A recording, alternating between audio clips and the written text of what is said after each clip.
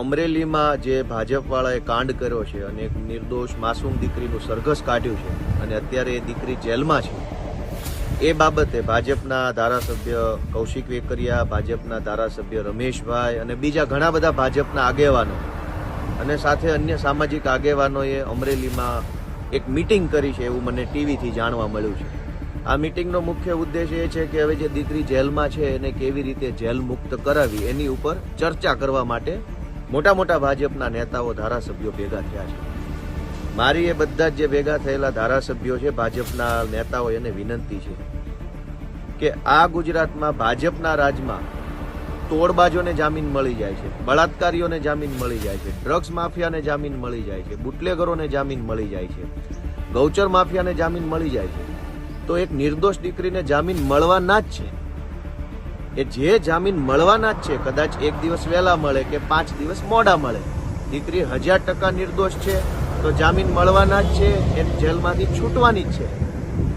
એટલે આવી મીટિંગો કરી સમાજની આંખમાં ધૂળ નાખવાને, સમાજને છેતરવા અને ભીનું સંકેલવાની કોશિશ કરવાના બદલે જે ભાજપના નેતાઓ મીટિંગ કરી રહ્યા છે, કૌશિક વેકરિયા અને બીજા ભાજપના નેતાઓ, એને ખરેખર જો પાટીદાર સમાજ પ્રત્યે ચિંતા હોય, દીકરીની આબરૂ ઉછાળે એના પ્રત્યે ચિંતા હોય, તો મીટિંગમાં તમે એવી ચર્ચા કરો કે અમરેલીના એસપીને શું સજા કરવી અને જે સરઘસ કાઢનાર જે કોઈ પીઆઈ, પીએસઆઈ છે, તપાસ અધિકારી, એને શું સજા કરવી એની ચર્ચા કરો.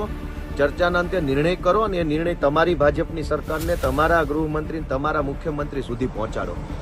સમાજની આંખમાં ક્યાં સુધી ધૂળ નાખશો? એક દીકરીની ઇજ્જત ઉછાળ્યા પછી તે તમને સહેજે લાજ શરમ જેવો છાંટો નથી કે જેલ મુક્ત કરાવવાની મીટિંગ, અને મીટિંગમાં કોઈ વકીલ તો છે નહીં. આ રહ્યો એ દીકરીનો, પાયલબેનનો ભાઈ ગોપાલ ઇટાલિયા વકીલ છે, સુપ્રીમ કોર્ટ સુધી લડીને છોડાઈ લઈશું. તમારે ક્યાં એની મીટિંગ કરવાની જરૂર છે? તમે મીટિંગ એ વાતની કરો કે કચ્છના એસપીએ ભાજપની દલાલી કરી છે અને બેન દીકરીની જાહેરમાં ઇજ્જત ઉછાળી છે, અમરેલીના એસપીને શું સજા થવી જોઈએ? જાઓ, જઈને મુખ્યમંત્રી સુધી રજૂઆત પહોંચાડો. તમે ભાજપના ધારાસભ્યો છો.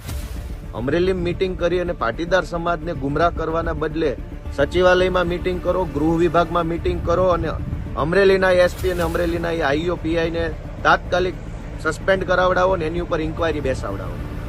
તો એમ માનીએ કે સમાજ પ્રત્યે લાગણી છે. દીકરીને જેલમુક્ત કરાવવાની સ્ટ્રેટેજી બનાવવાની મીટિંગ, એ મીટિંગ કેવી હોય? એ મીટિંગમાં શું ચર્ચા થઈ? કોણે એફઆઈઆર વાંચી? કોણે પંચનામું વાંચ્યું? કોણે રિમાન્ડ રિપોર્ટ વાંચ્યો? કોણે પ્રોડક્શન રિપોર્ટનો અભ્યાસ કર્યો? અને બધું કર્યા પછી શું થવાનું છે? એ વકીલોનો વિષય છે. વકીલો છોડાઈ લેશે. વકીલ બેઠા છે અહીંયા. જે કામ તમારું છે, આગેવાન તરીકે તમારે શું કરવાનું છે કે જેણે ભાજપની દલાલી કરી છે અમરેલીના એસપીએ, એ એસપી ઉપર કાર્યવાહી કરાવડાવો. જાઓ સચિવાલયમાં, તમારું ચાલતું હોય તો ત્યાં જઈને કહો, પણ મહેરબાની કરીને પાટીદાર સમાજને ભાજપનો હાથો ન બનાવો. ક્યાં સુધી? પાટીદાર આંદોલનમાં 14 દીકરાઓને ગોળીઓ મારી, ગલીએ ગલીએ જઈને પોલીસે બહેનો દીકરીઓને ગાળો દીધી, એનો ન્યાય તો અપાવી શક્યા નથી. મહાભારતની વખતે દ્રૌપદી માતાનું જાહેરમાં ચીરહરણ કર્યું ને, અને ચીરહરણ વખતે ભાઈ